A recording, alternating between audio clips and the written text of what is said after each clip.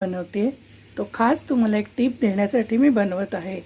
तुम्ही आता बघू शकताय की या कढईमध्ये मी भरवा कारला बनवलेला आहे आणि या कारल्याची भाजी अशी सुंदर भाजी बनवण्यासाठी तेल पण आपल्याला खूप लागतं, परंतु मला तेल खायचं नाही आहे, तर मग करायचं काय आता?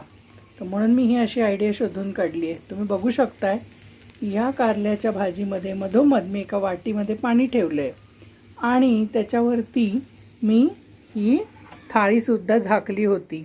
तर ती थाळीतसुद्धा मी पाणी ठेवलेलं आहे, तर त्याच्यामुळे काय झालं की ही भाजी जळणार नाही।